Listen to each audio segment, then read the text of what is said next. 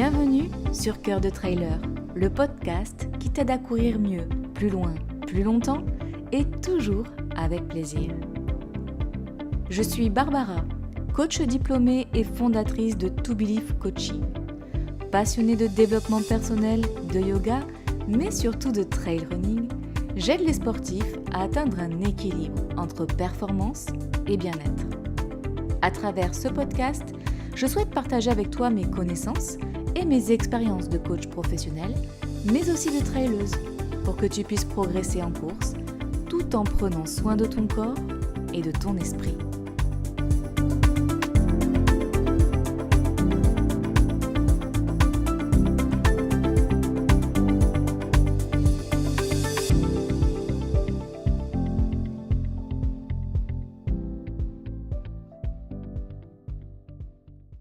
On parle souvent de préparation physique, de plan d'entraînement, de renforcement musculaire.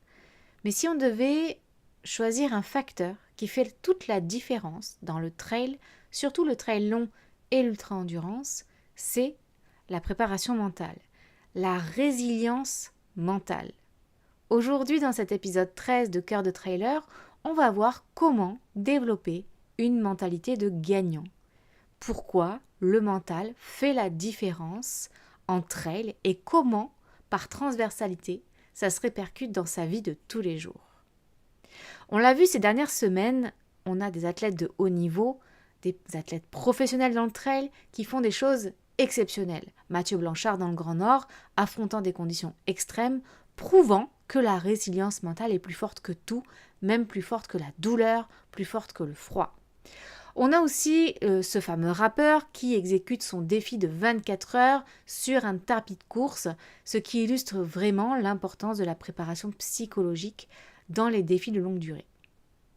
Mais finalement, toi et moi, on le sait, on est des trailers amateurs, on n'est pas élite, on n'est pas professionnel, on n'a pas envie de faire le buzz foncièrement, on a juste envie de réussir un défi, un objectif dans le cadre sportif, mais aussi des défis du quotidien.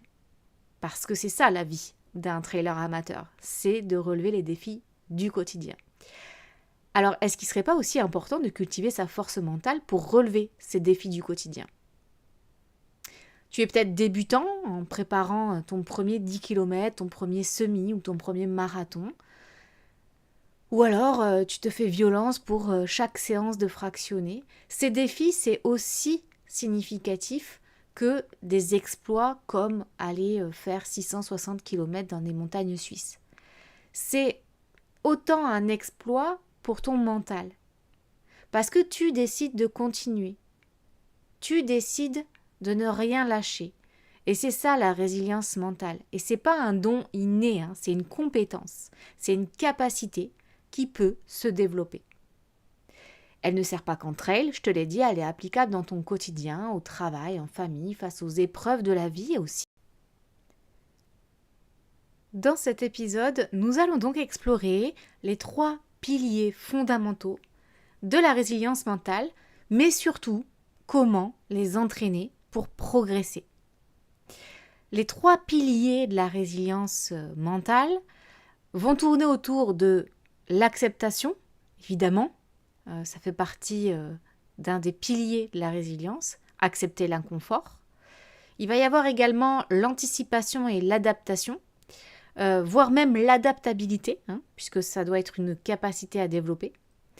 Et le 3e, je te le donne dans le mille, je t'en parle quasiment à chaque épisode, mais il est ô combien important de trouver son pourquoi.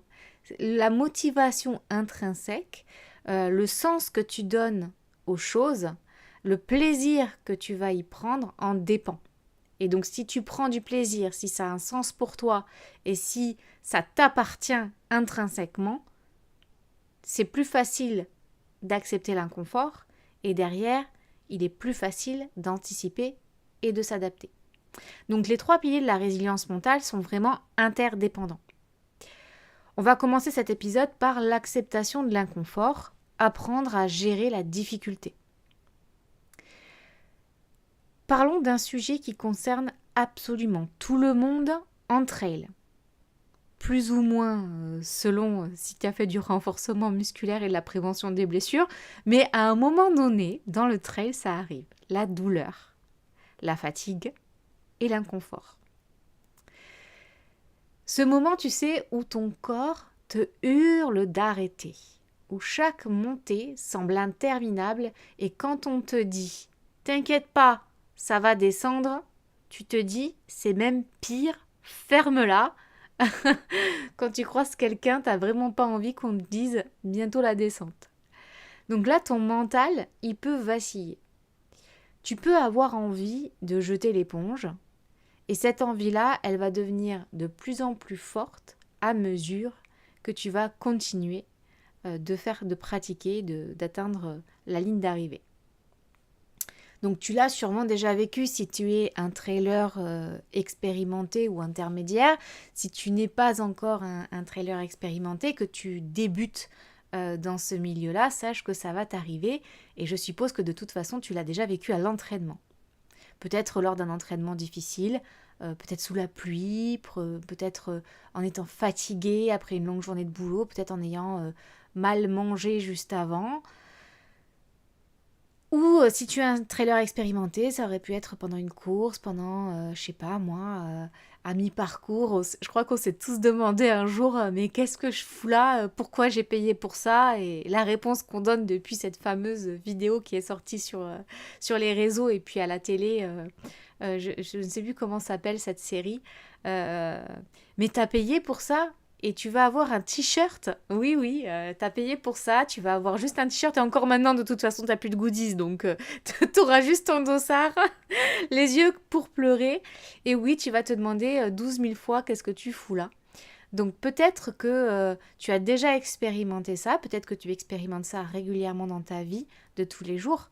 Peut-être que tu as une grosse charge mentale, des défis professionnels, des défis familiaux. Il faut savoir jongler entre les différentes casquettes. Tu as des moments de doute. Tu voudrais parfois simplement mettre sur pause toute cette difficulté, toute cette vie qui va à 100 à l'heure.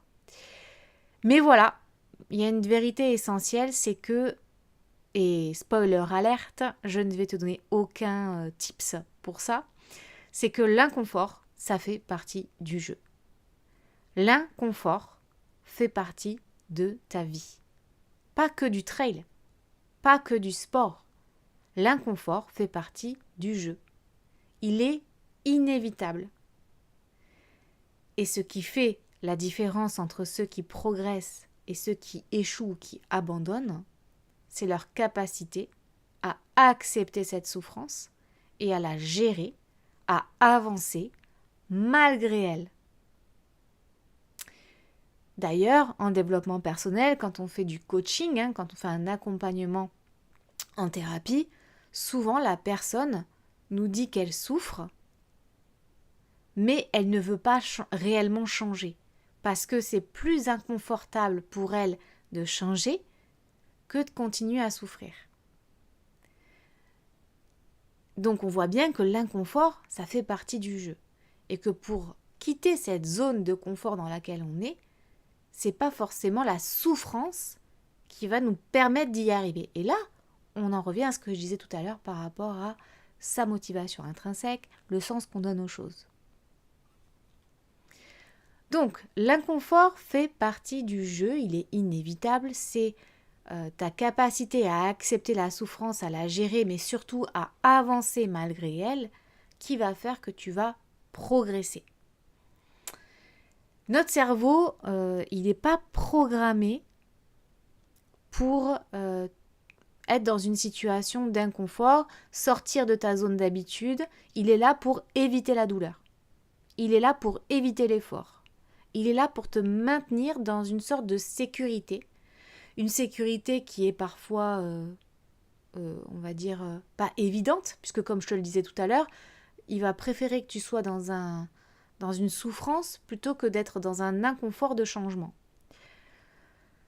Donc une fois que tu sais ça, que ton cerveau est conçu pour te protéger, pour éviter la douleur, eh ben on va aller explorer un petit peu comment tu peux t'entraîner, comment tu peux entraîner ton cerveau justement à sortir de ce schéma-là. En neurosciences, on sait que face à un inconfort intense, il déclenche une alerte et cherche la solution la plus simple. Je ne sais pas si tu as déjà entendu la réponse au stress. Quand tu as un stress important, déjà tu as une émotion. Donc l'émotion, c'est la fameuse alerte, le signal d'alarme, qui derrière va se transformer en mouvement, puisque émotion et mouvement ont la même étymologie, movere, e-motion, donc se mettre en mouvement. Donc quand tu ressens une émotion, c'est forcément qu'il y a quelque chose derrière qui t'oblige à te mettre en mouvement. Sauf que parfois, surtout avec notre société moderne, où on a un petit peu oublié quelles étaient les réponses de survie les plus appropriées, on est d'accord qu'on n'a plus un lion à nos trousses, en tout cas en France aujourd'hui, on n'a pas un lion à nos trousses en train de nous chasser pour nous dévorer. Donc la fuite n'est pas forcément la solution qu'on va tolérer en premier, la solution que notre cerveau va nous donner.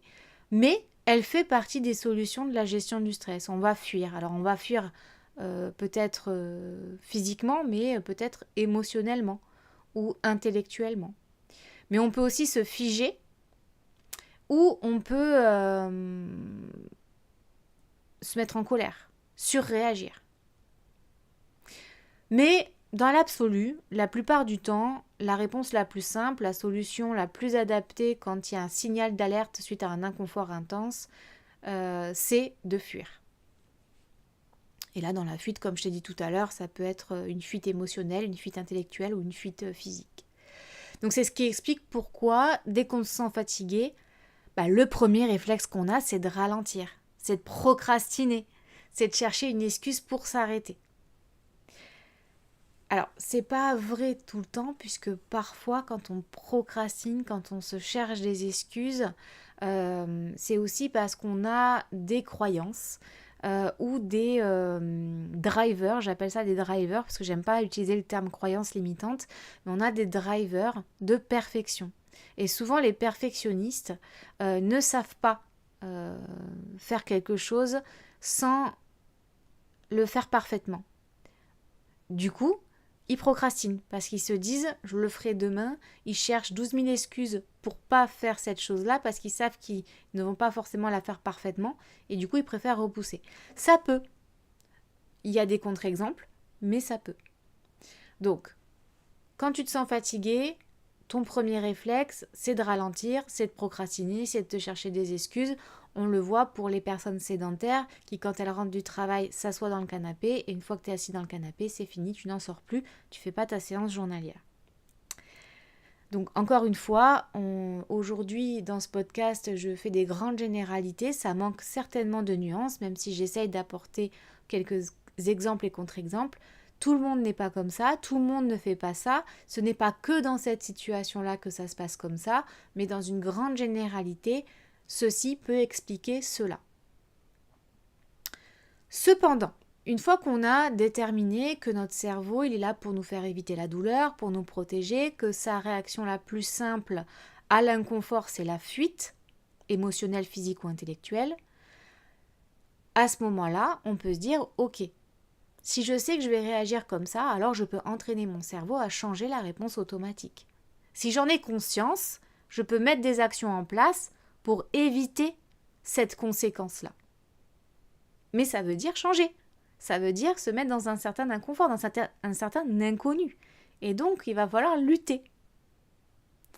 Donc, on peut entraîner notre cerveau à changer cette réponse automatique et ainsi, on ne verra plus la douleur comme un mur infranchissable. Donc, on ne verra plus l'effort comme une étape à franchir, mais comme quelque chose de réflexe. Quelque chose qui va, en fait, on va aller prendre cette chose qui est dans notre zone d'inconfort pour la ramener dans notre zone d'habitude. Souvent, on dit qu'on va bouger les lignes de notre zone d'habitude. Plus la ligne de la zone d'habitude sera étendue vers la zone d'inconfort et moins on aura de zone d'inconfort. Je ne sais pas si tu vois ce que je veux te dire quand je parle de ça. J'essaierai de te proposer un schéma ou un graphique sur le compte Instagram de Cœur de Trailer pour parler de la zone d'habitude et de la zone d'inconfort. Laisse-moi un commentaire d'ailleurs sur ce podcast si tu veux en savoir plus sur ce côté déjà neurosciences, les réponses automatiques du cerveau, sur les différences entre capacité et comportement, ça peut être intéressant aussi, et sur ces zones d'habitude et zones d'inconfort qui peuvent être plus ou moins grandes en fonction des personnes et en fonction aussi de ton expérience. Il y a Kilian Jornet qui explique, je crois que c'est dans son livre, qui explique qu'il se retrouvait en pleine tempête en Himalaya, seul face à des rafales de vent glacial, et il n'a pas paniqué. Il aurait pu, mais il n'a pas paniqué. Enfin, moi, personnellement, j'aurais paniqué. De toute façon, moi, personnellement, je ne serais jamais allée en Himalaya. Mais, mais lui, il y était, écoute, et il n'a pas paniqué. Il a choisi de se focaliser sur ce qu'il pouvait contrôler. Et ça, c'est un élément essentiel du développement personnel. Et vraiment, j'invite toute personne à s'asseoir devant une situation, mettre sur pause, parfois juste 3 secondes, pour se poser la question, est-ce que c'est quelque chose qui dépend de moi ou pas? Si ça ne dépend pas de moi, je ne peux pas le contrôler. Et donc, si je ne peux pas le contrôler, il ne sert à rien de mettre mon attention dessus. Je vais mettre mon attention vers quelque chose qui dépend de moi et que je peux contrôler. Alors, qu'est-ce que je peux contrôler? Je peux contrôler ma respiration, je peux contrôler mon rythme, je peux contrôler mes mouvements, mais la tempête dehors, clairement, j'y peux rien. Et donc, dans toute situation de notre quotidien, on peut gérer cet inconfort, cette situation, on va dire, imprévue, de cette manière-là. C'est-à-dire, ok, dans cette situation, je ressens un stress intense. Je ressens cette alerte qui me demande de fuir. Mais je vais choisir de mettre toute mon énergie vers ce que je peux contrôler, vers ce qui dépend de moi, afin de gérer la situation au mieux, afin de gérer la situation de la meilleure manière que je puisse, et pas forcément d'une manière parfaite. Et ça, je pourrais aussi en parler dans un des épisodes de Cœur de Trailer. Souvent, les amateurs, vous voulez faire tout parfaitement. Je veux une vie de famille parfaite, un travail, répondre aux objectifs de mon travail parfaitement. Je veux suivre le plan d'entraînement que m'a fourni le coach parfaitement. Oui, non, mais en fait, on ne peut pas faire tout parfaitement à 100%. Tu peux pas être à 100% dans ton plan d'entraînement, être à 100% dans tes objectifs de travail, et être à 100% pour ta famille, et être à 100% pour tes amis, Non, on est 100%. Moi, en tant que personne, je suis 100%. Je vais mettre 10% côté social, je vais mettre 20% côté familial, je vais mettre 50% côté travail, et après, il va me rester un certain pourcentage pour le sport. Donc, le curseur, il avance comme ça. Donc, choisir de se focaliser sur ce que tu peux contrôler, ta respiration, ton rythme, tes mouvements, mais aussi, je ne sais pas moi, tes heures de travail, ton nombre d'heures de repos par nuit, la quantité de sport que tu vas faire, voilà, quelque chose sur lequel tu as un pouvoir décisionnel. Donc, une gestion de l'instant présent, finalement, qui lui a permis à Kilian Jornet d'avancer malgré les conditions extrêmes. Et bonne nouvelle, si tu ne l'as pas compris, je te le dis mot pour mot, cette capacité à gérer l'inconfort, elle se travaille. Quels outils tu pourrais utiliser pour travailler cette capacité à gérer l'inconfort? Il va y avoir, en préparation mentale, 3 outils concrets pour entraîner ton mental et surtout accepter la difficulté, développer ta résilience. Le premier outil, c'est le recadrage cognitif. Je t'en ai parlé tout à l'heure un petit peu, c'est changer sa perception. Donc changer sa vision des choses. Je vais y arriver. Changer sa vision des choses. Changer sa perception. Si on parle de douleur, ça va être changer sa perception de la douleur. Je suis sûre que si tu te plonges dans un bain froid, tu peux très bien réussir mentalement à te dire ce n'est pas froid et à y rester 15 minutes. Bon, ce que tu te dis dans ta tête, en pleine course, en plein trail, ça influence directement ce que tu ressens. Et là, on passe dans la PNL, la programmation neurolinguistique. On va essayer, avec des recadrages cognitifs, de reprogrammer tes pensées pour influencer tes comportements et tes ressentis. Et donc là, tu vas imaginer, derrière là, si tu es en train de m'écouter, tu es peut-être en train de courir ou tu es peut-être dans ta voiture, dans les bouchons. Imagine que tu arrives dans une pente raide, dans une montée raide, tu es déjà épuisé, tu as déjà peut-être 40 km dans les pattes ou peut-être que 10, ou tu es en train de faire une séance de fractionné, ça devient difficile et tu ne fais que te répéter « je suis mort, je vais jamais y arriver », etc. etc. Bon, je te le donne en 1000, qu'est-ce qui va se passer ? Il va se passer que ton corps va s'adapter à ce que tu crois. Oui, si tu es mort et que tu vas jamais y arriver, tu n'y arriveras jamais. Et souvent, on a cette phrase qui est très révélatrice quand on prend conscience du sens qu'elle a. Souvent, on dit « c'était couru d'avance ». Oui, alors si c'était couru d'avance, ça veut dire que tu y as pensé avant que tu n'allais jamais y arriver. Donc, tu t'es tiré une balle dans le pied, en fait. Donc, ton corps, lui, va s'adapter à ce que tu crois et tu risques soit de ralentir, soit de vouloir abandonner, soit de vouloir lâcher, soit de carrément arrêter, même jusqu'au sport. Tu vois ce que je veux dire ? C'est-à-dire que ça peut aller même au-delà d'un simple entraînement, au-delà d'une simple course, ça peut très bien te faire aller jusqu'à l'arrêt total de l'activité. Donc moi, ce que je te conseille, c'est qu'à la place de ces ruminations négatives, tu reformules en positif. Donc par exemple, si c'est dur, demande-toi si le pas précédent était plus difficile que le pas que tu as fait à l'instant. Si chaque pas ne te rend pas justement un peu plus fort. Si tu n'as jamais déjà surmonté aussi difficile. Ou alors tu peux carrément te concentrer sur ta respiration et dire j'inspire 3 fois, j'expire 2 fois, je contrôle mon effort, je suis en train de gérer ma course. Tu vois, c'est vraiment des pensées qui vont te faire changer ta perception des choses, ta vision. C'est du conditionnement mental. Et c'est utilisé par les meilleurs athlètes. Donc pourquoi s'en priver ? Donc je te propose de faire un exercice, c'est qu'à ton prochain entraînement qui pourrait paraître difficile ou à ta prochaine course, ou si c'est dans ta vie pro quelque chose qui est pour toi très inconfortable, sois attentif à ton dialogue intérieur. Qu'est-ce que tu te racontes ? Quelle est l'histoire que tu te racontes ? Et vu qu'il n'y a que toi qui te raconte cette histoire-là, donc ça veut dire que c'est toi qui l'écris, qui la pense, transforme chaque pensée négative en une phrase encourageante, en une phrase positive. Ça peut paraître simple, mais c'est très efficace et c'est pas si facile.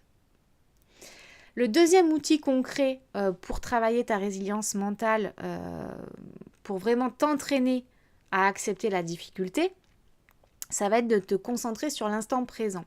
Quand on est en train de faire un plan de course, par exemple, donc avant même de faire la course, c'est en amont, normalement, tu as une stratégie de course avec un plan de course, tu as la topographie de la course, tu sais quand est-ce que sont les ravitaux, tu sais à peu près à combien tu cours, voilà, tu essaies de faire un minimum un plan de course.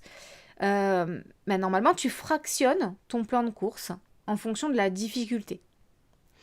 Et tu vas te concentrer pas sur la totalité de la course, mais sur une partie de la course.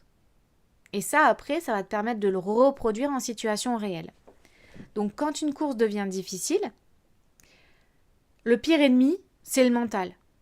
Parce qu'on a vu que le mental prenait le dessus sur la condition physique. Alors, ça ne veut pas dire qu'il ne faut rien faire en renforcement musculaire, en prévention des blessures et en prépa physique, donc en entraînement, notamment VMA, etc. J'ai pas dit ça. Je dis juste que si tu as déjà la base physique pour faire ce que tu fais, le pire ennemi, c'est le mental. C'est-à-dire que autant avec un physique un petit peu moins bien, tu peux aller avec un mental fort réussir ton objectif. Autant si tu as un physique d'acier mais que tu as un mental de chiotte, tu vas pas aller loin. Donc, attention, la réciproque n'est pas vraie. Le pire ennemi, c'est le mental. Et le pire ennemi de l'instant présent, c'est la projection. Je ne sais pas si tu as lu les 4 accords Toltec, mais dans les 4 accords Toltec, et c'est du développement personnel, tu l'auras bien compris, cet épisode est quand même très tourné prépa mentale et développement personnel.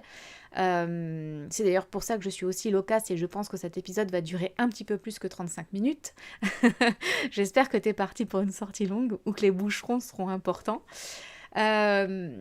Mais c'est ma passion en fait, la préparation mentale et le développement personnel. C'est pour ça que j'ai vraiment à cœur de te partager ces outils. Donc l'ennemi de l'instant présent, c'est la projection. La projection, c'est quoi? C'est « et si ?» Et si il arrive ça? Et si il dit ça? Ça veut dire qu'il pense que. Et si j'agis comme ça, alors? C'est « et si, et si, et si ?» Il reste encore 30 km, comment je vais tenir? Je vais jamais y arriver. Donc là, on est sur la rumination et la projection. Cette montée est interminable. Bah si, elle est terminable en fait, cette montée, puisque à un moment donné, ça va redescendre. Tu vois ce que je veux dire? Donc, l'objectif semble inatteignable, je vais y arriver, et le découragement, il va arriver très vite. Et une fois que tu as ça dans la tête, on en revient à ce que je disais par rapport au conditionnement mental, c'est mort. Donc la solution c'est quoi? Découper ton effort. Tu ne penses pas à l'ensemble de la course, mais tu penses que au découpage que tu as fait préalablement avec ton plan de course, si tant est que tu as un plan de course. Et essaye de voir ça dans la vie de tous les jours. Je te donne un exemple très concret. Tu vis dans une maison et tu dois faire le nettoyage de printemps de la maison. Ça va bientôt arriver, hein. Le printemps c'est fin mars. Du coup, tu te décourages avant même d'avoir commencé. En te disant que tu vas jamais arriver à tout ranger, qu'il y en a trop, etc., etc. Bon. Alors que finalement, si tu prends une pièce par une pièce, tu te dis, bah tiens, aujourd'hui, je fais la chambre. Demain, je fais le salon. Après-demain, je fais la cuisine, etc., etc. Bah, l'effort étant découpé, tu vas te mettre en action beaucoup plus facilement que si tu devais faire l'ensemble du nettoyage de printemps de la maison. Bah, c'est un peu pareil dans ta vie pro. On va découper les tâches déjà en priorisant, mais aussi en fonction de la pénibilité de la tâche, en l'occurrence, et de l'engagement intellectuel et physique que tu vas devoir y mettre. Bah là, c'est un peu pareil pour le trail, sauf que tu n'as pas le choix de l'engagement physique, malheureusement. Mais par exemple, tu vas découper en balises. Donc, sur ton plan de course, tu vas découper en fonction des ravitaux et des barrières horaires, par exemple. Mais une fois que tu es dans la course, tu peux très bien te dire, bah tiens, au prochain virage, je me remets à courir. À la prochaine montée, je gère mon effort de telle manière ou avec telle respiration. À 10 pas devant moi, j'ai une personne, je vais essayer de garder ces 10 pas qu'il y a entre nous pendant tant de kilomètres, pendant tant de temps, etc. Donc c'est vraiment découper son effort. Et en trail, on ne monte pas une montagne en une seule foulée. On avance un pas après l'autre, poc à poc, comme dirait Nahuel au challenge du Mont Calme. On avance étape par étape, un pas après l'autre.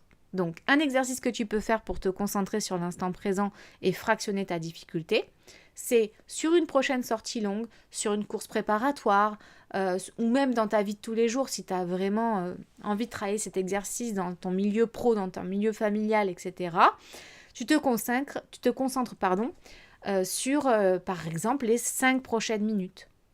Voilà, les 5 prochaines minutes, je fais telle action.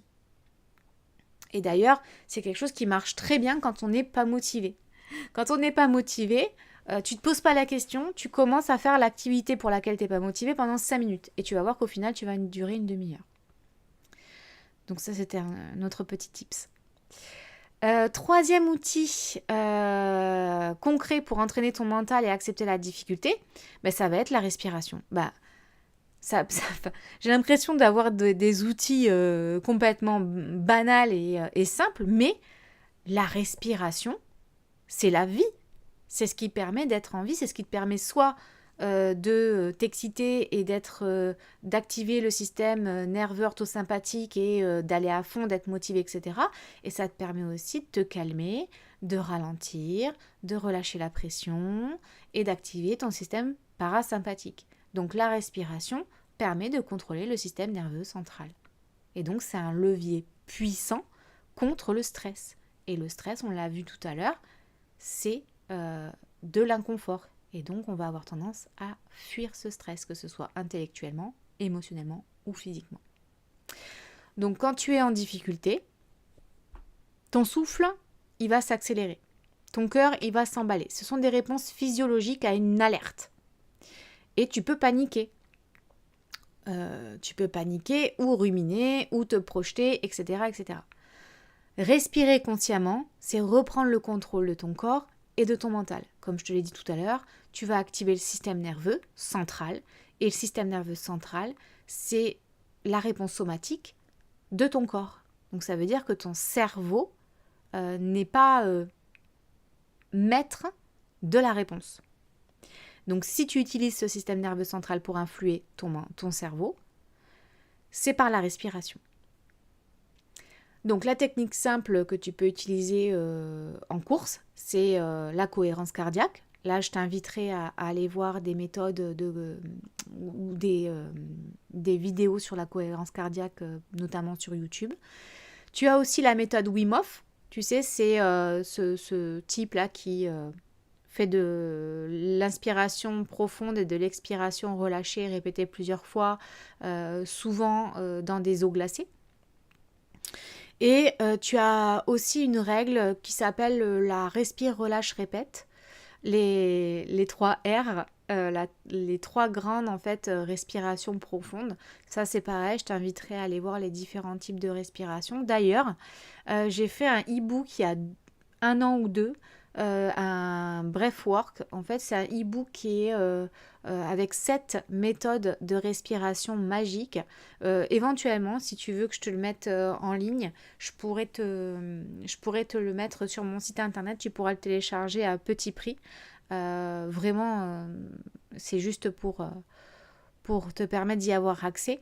Donc cette méthode magique de respiration, donc c'est des méthodes qui sont expliquées avec les bienfaits scientifiquement prouvés, les exemples concrets et avec les vidéos qui vont avec. Donc si tu veux pouvoir accéder à ce bouquin-là, bah, laisse-moi un commentaire sur le podcast, sur Spotify ou YouTube. Je serai ravie d'y répondre. Donc pour résumer cette première partie de cet épisode 13, l'inconfort, c'est pas ton ennemi, c'est vraiment ton terrain de progression. Tu peux pas en fait éviter de souffrir en trail, mais tu peux décider de savoir comment tu vas traverser cette difficulté. Et c'est ça la vraie résilience mentale, c'est transformer ta perception de la douleur, notamment avec le recadrage cognitif, fractionner l'effort pour te concentrer sur le moment présent et éviter les projections, et utiliser la respiration pour garder le contrôle. Donc tu peux appliquer ces outils en course, tu peux appliquer ces outils dans ton quotidien, dans ton travail. La résilience, c'est vraiment, comme je te l'ai expliqué, une compétence. C'est une compétence qui peut se développer. Et quand tu sais gérer l'inconfort, eh ben, tu deviens plus facilement inarrêtable. Donc, lors de ton prochain entraînement, tu identifies le moment où tu veux ralentir, où tu veux arrêter et t'appliques une des techniques que tu as vues aujourd'hui, ou les 3, ça c'est comme tu veux. Et tu peux venir partager ton retour en témoignage, en commentaire de ce podcast ou sur les réseaux sociaux, ou m'envoyer un message privé, je serai ravie de le lire et de te répondre. Passons maintenant au pilier 2. Et on n'abordera que le pilier 2 parce que le pilier 3, on en a déjà beaucoup parlé dans les épisodes précédents. Et je pense que ça va être un épisode qui sera beaucoup trop long pour te parler de ce pilier 3. Si tu veux retrouver la retranscription du podcast, tu l'auras en article sur mon site internet au niveau du blog. Et tu l'auras également en retranscription raccourcie synthétique sur le compte Instagram de Cœur de Trailer. Donc n'hésite pas à t'abonner, à liker, à partager et à commenter. Ça fait toujours plaisir. Donc le pilier 2 de la résilience mentale, c'est l'acceptation et l'adaptabilité. Donc l'adaptabilité, c'est quoi? C'est ta capacité à t'adapter, à transformer l'imprévu en opportunité. Je t'en ai un petit peu parlé dans un épisode où je parlais de l'équilibre entre les différents domaines de vie. Et je t'expliquais que tu pouvais très bien voir une situation comme une opportunité plutôt que de trouver que c'était une situation fataliste.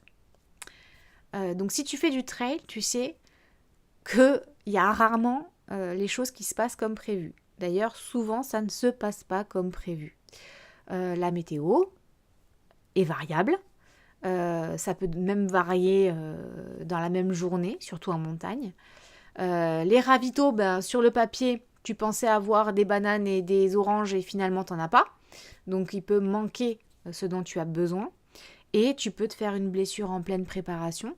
Malgré tout ce que tu as mis en place, il peut y avoir des fois où tu es un peu plus fatigué que d'autres. Et donc le boulot qui t'accapare, tu fais moins d'entraînement ou tu fais trop d'entraînement. Et voilà. Et tu as des jours avec, tu as des jours sans. Et tu sais pas pourquoi et tu peux rien y faire, c'est comme ça. Et finalement, tu es constamment confronté à l'inattendu. Et pourtant, l'imprévu, l'inattendu, c'est pas forcément un obstacle en soi. C'est pas ça qui fait la différence. C'est vraiment la manière dont tu vas y réagir. Tout à l'heure, on a vu que la façon dont tu avais de voir les choses influencer tes comportements, là, c'est un peu pareil. C'est-à-dire que la manière dont tu vas réagir à une situation inattendue, imprévue, va déterminer si c'est un obstacle ou une opportunité. Un athlète qui a un mental solide, il ne subit pas, il s'adapte. Et donc, en psychologie du sport, on parle de plasticité mentale. Tu sais, on dit souvent que le cerveau, il y a la plasticité du cerveau. Là, on va être dans la plasticité mentale. C'est la capacité à ajuster son état d'esprit en fonction des circonstances pour trouver une solution au lieu de se focaliser sur le problème. Et nous, en PNL, en thérapie, en coaching, c'est ce qu'on fait très très souvent avec les clients. C'est-à-dire qu'on va les questionner pour aller essayer de trouver une vision différente, une solution, une mise en action, plutôt que d'avoir une inertie dans le problème en soi. Donc c'est pas tant le problème qui est un problème, mais plutôt l'incapacité qu'on a à trouver une solution et donc un manque de plasticité mentale. Il y a des études qui sont très intéressantes, notamment des recherches en neurosciences, puisque c'est ma spécialité, qui montrent que les athlètes les plus performants développent des circuits neuronaux qui sont plus flexibles. Donc ça permet en fait de réévaluer une situation rapidement et de prendre des meilleures décisions sous pression. On appelle ça la lucidité. On le voit notamment au rugby. Notamment avec des équipes de rugby comme l'équipe de France et le numéro 1 du top 14 qui est actuellement Toulouse, où on voit vraiment la capacité de chacun des hommes qui sont sur le terrain à prendre une décision en fonction de l'évaluation qu'ils font d'une situation et à le faire rapidement. D'ailleurs, on avait aussi une nageuse aux Jeux Olympiques qui s'entraînait en fait en simulant tous les scénarios possibles. Un faux départ, une crampe en pleine course, les lunettes qui prennent l'eau. Elle simulait tous les scénarios qui pouvaient arriver lors d'une course pour justement ne pas être surprise le jour J. Elle ne sera pas surprise car elle avait déjà vécu ou visualisé toutes les solutions. Il faut savoir que le cerveau a fait très peu de différence entre une situation vécue de toute pièce, par expérience réelle et inventée de toute pièce. Donc très peu de différence au niveau de l'interaction dans le cerveau, au niveau des circuits neuronaux entre je visualise et je fais. Donc moralité, s'attendre à l'inattendu, c'est un peu se préparer à réussir. Les 3 outils concrets que je peux te donner pour cultiver ton adaptabilité, pas facile à dire ce mot, hein. C'est le contraire de tout à l'heure. Tout à l'heure, on était dans le cultiver le positif. Là, on va être dans la visualisation négative, c'est-à-dire se préparer aux imprévus avant qu'ils arrivent. Donc, plutôt que de te projeter dans la réussite, tu vas t'entraîner à imaginer le pire des scénarios et les solutions qui vont avec ces scénarios-là. Alors, attention à cet outil-là. Je mets vraiment un énorme disclaimer sur cet outil. Si tu es de nature négative, si tu es de nature à te démotiver facilement, si tu manques de sens dans ta pratique, que tu manques d'objectifs clairs, précis, mesurables, atteignables, réalistes, que tu manques d'indicateurs pour te donner la voie, si tu n'as pas suivi tous les épisodes de podcast de Cœur de Trailer dans lesquels je te donne les meilleurs outils pour atteindre tes objectifs, ne fais pas ça. Ne fais pas ça parce que sinon tu risques de ne pas pouvoir t'en sortir. Pour réussir à utiliser cet outil de la visualisation négative, il faut vraiment cultiver le positivisme. C'est-à-dire qu'il faut se dire que ce ne sont que des scénarios. Des scénarios? Des scénarios? Je ne sais plus. Donc, je perds mes ravitaux, j'ai une baisse d'énergie au 30e kilomètre, la pluie rend le terrain impraticable. Tu sais, toutes ces situations dans lesquelles on se retrouve. Quand tu es une femme, pire exemple, j'ai mes règles le jour de la course. Alors là, c'est l'enfer, d'accord? Donc, visualiser ces situations négatives, c'est pas le problème en soi. Le problème en soi, c'est de réussir à trouver des solutions, une réponse adaptée à chaque problème. Et donc de cultiver finalement la solution plutôt que le problème. Sauf que si tu n'es pas en capacité intellectuelle et émotionnelle de pouvoir cultiver le positivisme dans une visualisation négative, tu n'arriveras pas à exprimer tout ce que tu as exprimé dans cet exercice-là. Donc, attention, disclaimer, cet exercice est très bien, mais quand tu sais déjà faire tout le reste. Ensuite, deuxième outil pour s'adapter, évidemment, ça paraît logique, mais ce n'est pas pour tout le monde pareil a priori. Ça va être de développer un plan B, un plan C, un plan D, un plan E, autant qu'il en faut. Donc, si besoin, tu peux aller explorer toutes les lettres de l'alphabet. Les athlètes d'élite, ils ont toujours des solutions de repli. Un plan d'entraînement, c'est bien, mais un plan d'entraînement qui est trop rigide, il ne tient pas sur le long terme. Donc, il faut être prêt à l'adapter, notamment sur le planning d'entraînement que tu as prévu, mais tu as une grosse charge de travail au boulot, donc tu dois remplacer certaines sorties. Ça, on en a parlé dans les épisodes précédents. Tu as une blessure légère en pleine prépa, plutôt que de paniquer, et tu vas adapter ton programme, peut-être en faisant un peu plus de natation, de vélo, de travail de mobilité. Voilà, tu vas vraiment essayer de t'adapter, de trouver une solution, une opportunité pour faire quelque chose, plutôt que de baisser les bras, d'abandonner et de penser négativement. La règle d'or, en fait, c'est que la progression, c'est pas linéaire, c'est pas une ligne toute droite, c'est un chemin qui peut être sinueux. Parfois tu vas être au top, parfois tu vas être un petit peu moins, etc. Donc ceux qui réussissent sont ceux qui savent s'adapter, pas ceux qui s'entêtent vraiment à faire ce qui a été prévu. Et le troisième outil, on en revient encore à ça, mais parce que c'est vraiment essentiel, c'est que face à l'imprévu, notre premier réflexe, c'est souvent la panique et donc la fuite, émotionnelle, intellectuelle ou physique. Et donc, on va se projeter dans le pire, on va s'énerver, on va perdre du temps, on va perdre de l'énergie et ressasser le problème au lieu de le gérer. Et donc, deux options s'offrent à toi. Soit tu stresses, tu râles, tu perds ton énergie et t'empires la situation.